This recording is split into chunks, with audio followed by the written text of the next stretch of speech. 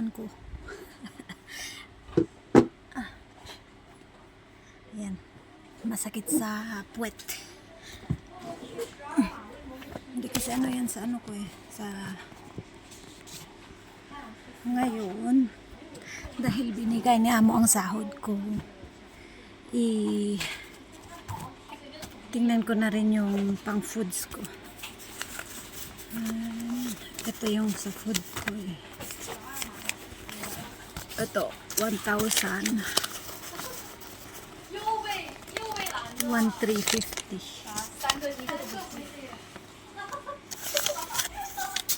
1,350 po, tinasan ni amo ng ano, hindi siya 1,236. Thanks to God. And then ito yung sahod. Himas-himas muna. Himas-himas muna bago lilipad. At ipaamoy ko muna sa pitaka ko. Saglit. Kahit saglit lang. Ayun eh.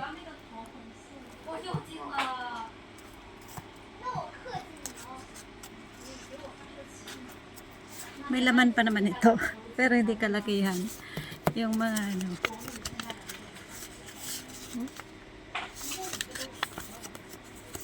And then tig 20. Hindi ko alam kung ilang benta yan. And then mga cards. Ilagay ko muna dyan. Patulugin ko ng hindi pa naman na-rush. So nanamin muna ng ano, namnamin muna ng aking wallet bago natin paliparin. And then ito naman sa food allowance ko. Tingnan nyo. Ayan o, may nakalagay na agad. Ito sa breakfast ko. Oh, anong date ngayon is 1 pa lang. Dapat 4 yung sahod ko eh. 4 ang sahuran ko. So, dapat ito nakabudget hanggang 4. Tingnan natin. Sa 1, may $30 pa akong natira. Oh. May $30 pa akong natira. So, it means aabot ito ng hanggang 4. Kasi 4 ano na eh. After 3 days. And then ito naman sa food ko weekly, dito ko nilalagay. Ginaganon ko para nakikita kong ilan yung magkano pa yung andi dito. So ayan, 50 50 hanggang 4 sana. Tapos day off ko bukas. Parang hindi to magkasya. Pang ano lang, pang isang lunch lang siguro. Tapos isang meal, and then yung natira, I mean kapag talagang kulang, dito ako sa pang breakfast kukuha ng pang food ko. May bigas pa naman ako. Ano din, paubos. So dyan lang muna hanggang 4. Tingnan ko kung paano. And then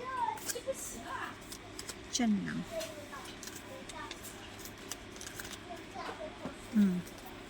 And then ayun oh, may mga notes ako dyan kung saan ko in advance nililista ko yung mga dapat kong bayaran before ko makuha ang sahod ko. So ayan siya oh.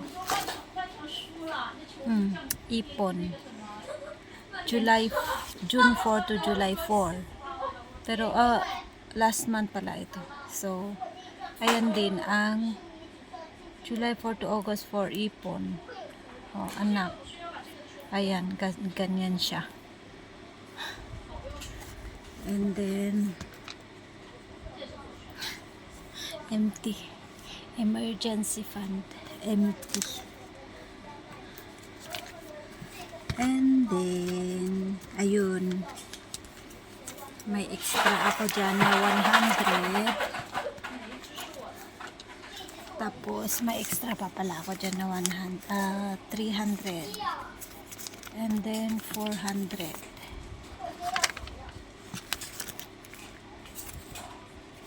Oh, so it means may saving ako na may natipid akong 400 sa food allowance ko this month.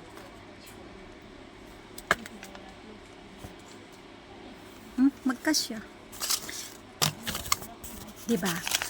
Tiis-tiis lang. Pero take note po, hindi po ako lumalabas tuwing day off.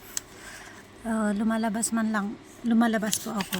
Mag-church lang, tapos uwi lang din. Yun lang. Hindi na ako magala-gala, hindi na ako pagala-gala kung saan-saan. Kasi ang nasa isip ko na ngayon, priority, ipon. So, ayun. Tapos kapag ka nag-crave naman ako, don't worry. I-treat mo din yung sarili mo kasi para saan pa itong pera kung kinakawawa mo masyado ang sarili mo. Pero yung pagdating naman sa pagdating sa gala-gala tuwing Sunday, nakakapagod din. Kaya mas naisin ko po na magpahinga dito sa bahay. Ayun. So, malaki-laki din ang natitibid ko. 400. Tapos, halos ubos na rin lahat eh. Ang tawag nito. Halos ubos lahat ang aking mga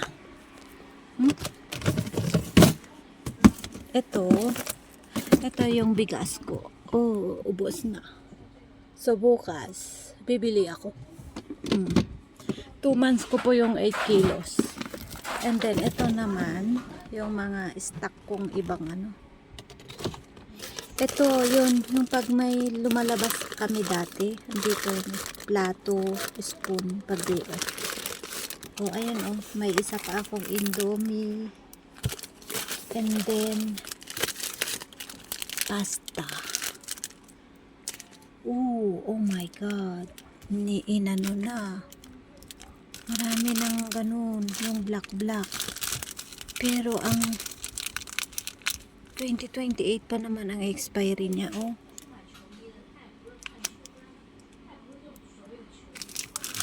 Kailangan nang maubos to.